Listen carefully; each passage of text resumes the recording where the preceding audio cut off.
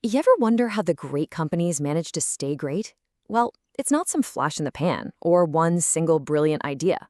It's actually a nonstop, disciplined way of getting better every single day.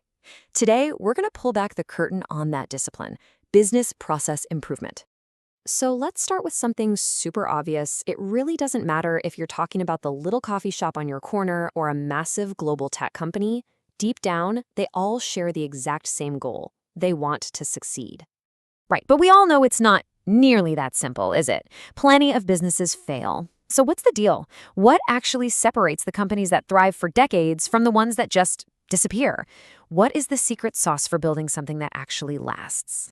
Well, spoiler alert, the answer isn't a magic wand or just getting lucky. It's a real commitment to a process, a structured, repeatable way of constantly improving.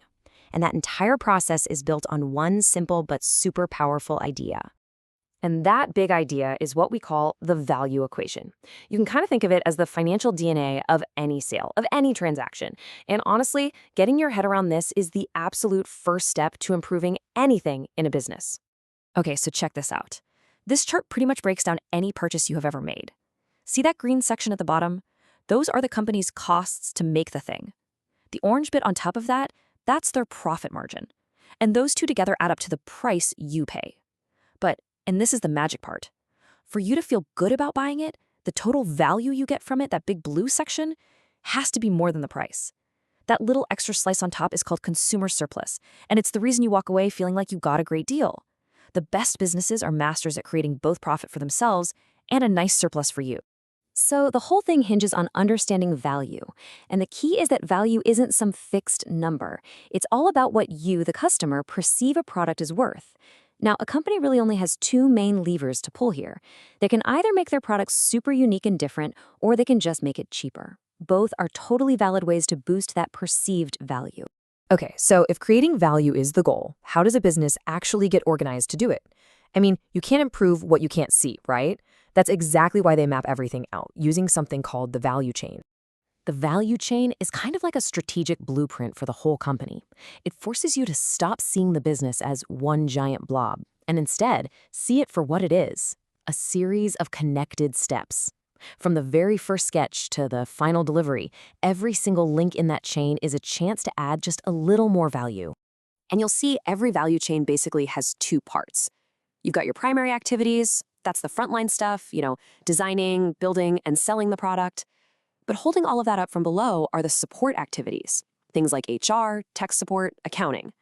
You can't have one without the other. Any successful company knows that both are absolutely vital. Now, once you have this map, you can start asking the really important question. Is this step actually adding value that the customer cares about? Assembling the product? Oh yeah, that's value. But letting finished goods sit in a warehouse for months? Nope. That just adds cost and time, not value. So the name of the game is simple. Figure out how to do more of the stuff on the left and be absolutely relentless about getting rid of the stuff on the right. All right, so you've mapped your whole process, you've figured out what needs to change. Now what?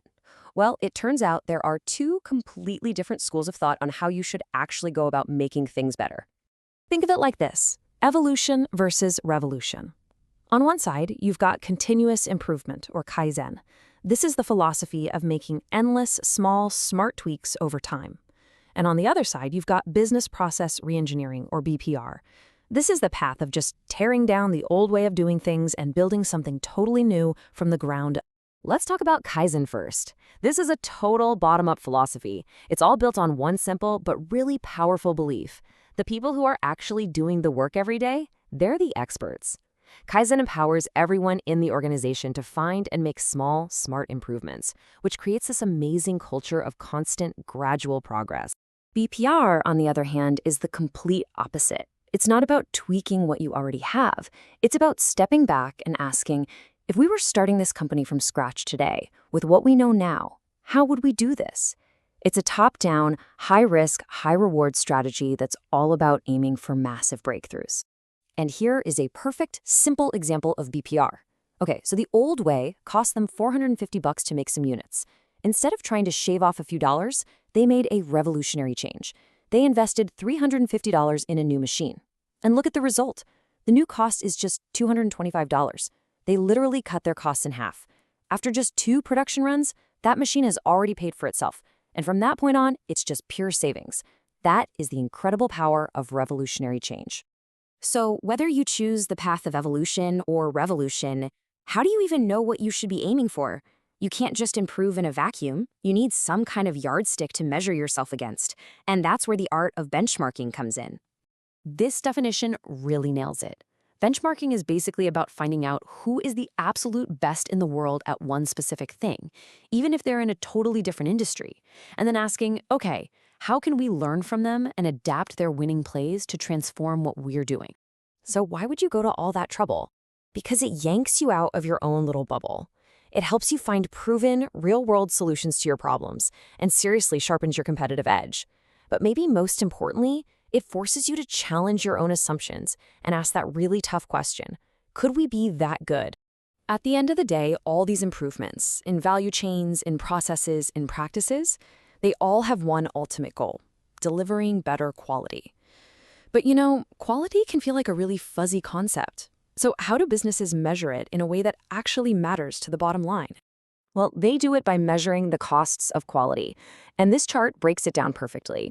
On the left side, you've got your good costs. This is money you choose to spend to ensure good quality, things like employee training or inspecting products. Then on the right, you've got the bad costs. That's the price you pay for poor quality, like having to scrap defective products or deal with expensive warranty claims. And here's the big takeaway. An investment on the left side in prevention pays for itself over and over by slashing those painful costs on the right. So you see, business improvement is way more than just a corporate buzzword. It's the hidden engine that makes our modern world work. It's the reason things keep getting better. So I want to leave you with a final thought. The next time you use a product that just works perfectly, or you get something that feels like an amazing deal, just take a second and ask yourself, what invisible, hard-won chain of improvements made this moment possible?